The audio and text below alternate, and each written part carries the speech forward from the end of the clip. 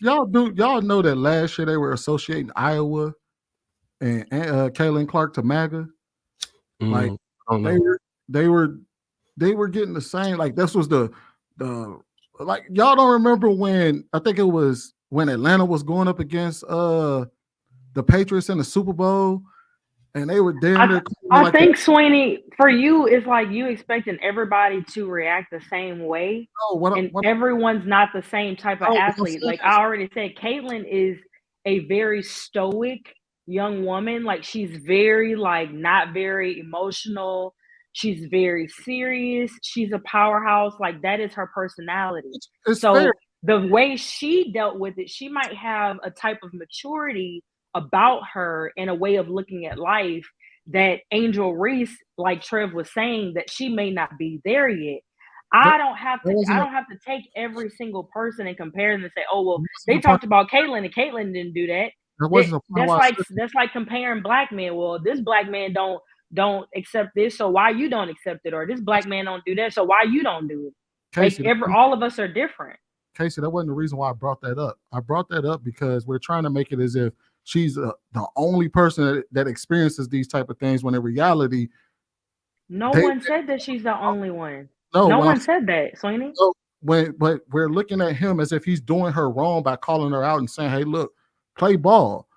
Even though we watched other examples and watch how everybody gets the same treatment across sports. Everybody gets treated the same. Everybody does not get treated the same. I didn't hear her call her a cowardly dog or any of that extra stuff. She need to take it. But if you listen to black media, that's exactly what we were doing to her. So exactly when you go to The Root and you go to all these black blogs that were talking about Caitlin Clark last year, or if you talk about that Super Bowl, they were being like the Patriots literally being painted as MAGA, and like they were the white supremacists of the NFL going up against Atlanta. Like we make it race all the time. So why can't everything be wrong? I'm trying to understand your point. Why can't somebody calling Caitlin MAGA? Why can't that be wrong? Just like nobody called that out. Because what? Because nobody called it out. We're not talking, but we're not. Why? That's not because the point she's of the white conversation and the other tonight. one is black. Because one is white. That wasn't the conversation. The conversation is how he talked about Angel Reese's post-game interview. That's what we're talking about. And you're trying to make it a broad conversation about all athletes, and we're not talking about all athletes. We're talking about how he got on national TV. What was wrong with what he said?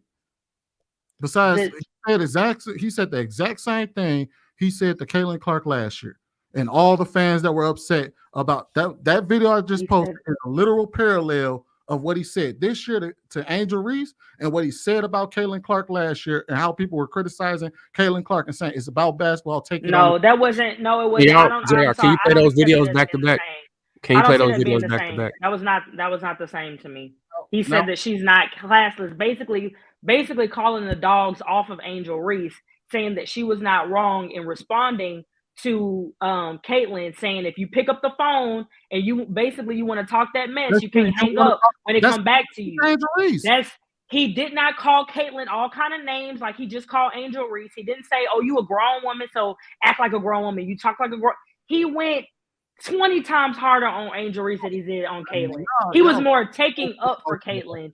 He was more taking up for Angel Reese in the other conversation. This new video, he's trashing Angel Reese. It's not the same. It's not the same. You about to play those two videos or no? We gonna move on. You ain't got to play it, JR. It's all good. Because we sitting over here like Angel Reese is no victim. She got the same treatment everybody else get. She's no victim. People, they burnt LeBron James' jersey. Come on now. Did she use the word victim? She never said, I'm a victim. And oh my God, I didn't deserve. She didn't say any of those things. She didn't say we deserve to win today and we got messed over and the refs was cheating on us. She wasn't a sore loser, Sweeney.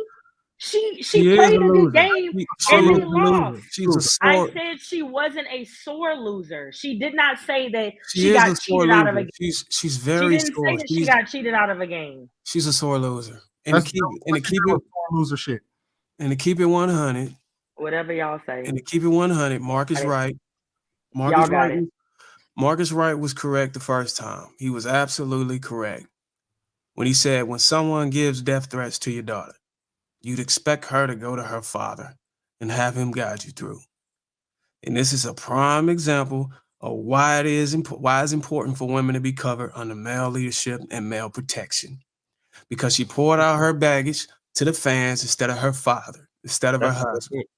I assume she is not covered or protected, which strengthens my point and the points of many other men in this space who constantly get on these platforms and get on these streams and address the issue of how so many Black women are out here moving without covering. It's a damn shame.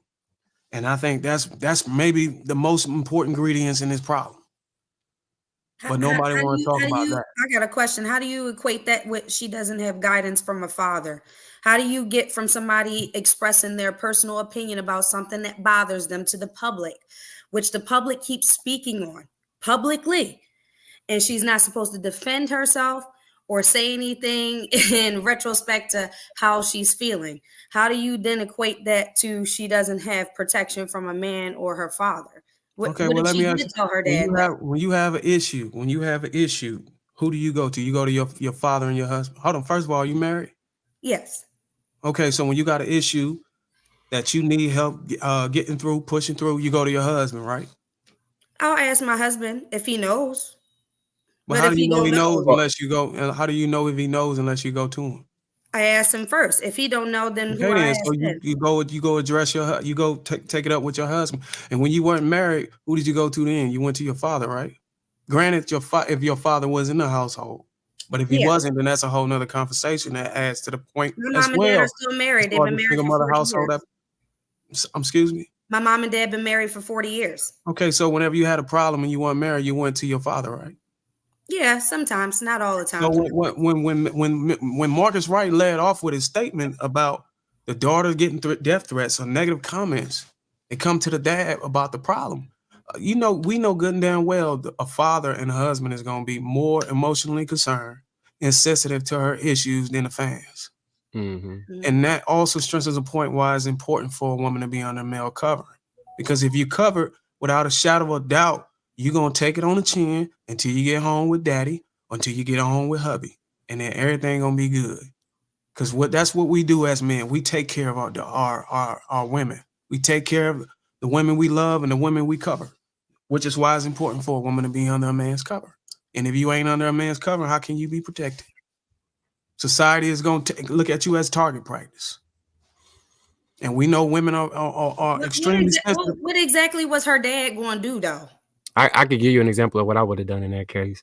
So one, I would have been working with her to prepare her for what she was going to deal with, so she could maintain feeling protected and not feeling like she needed to vent to the rest of the world in that scenario. So the media training is one thing to be media trained. It's another thing to be emotionally trained. I think, and I've said this many times, the man's role a lot of times in the house is to emotionally temper everyone. Right, the kids be whining, you teach them how to kind of suck it up. Your wife is having you know what I'm saying, her emotions is flailing from side to side. You kind of recenter her. Potentially, he could have recentered his daughter so she could have handled that with a level of poise.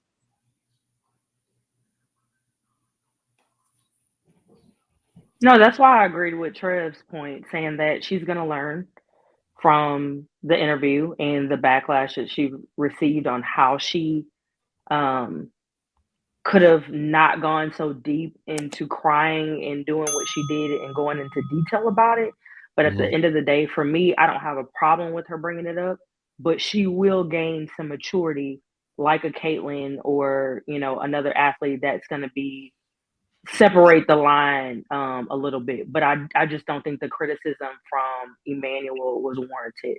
But she can do better, and I'm sure, like Trev said, and to your part, Marcus, she will do better.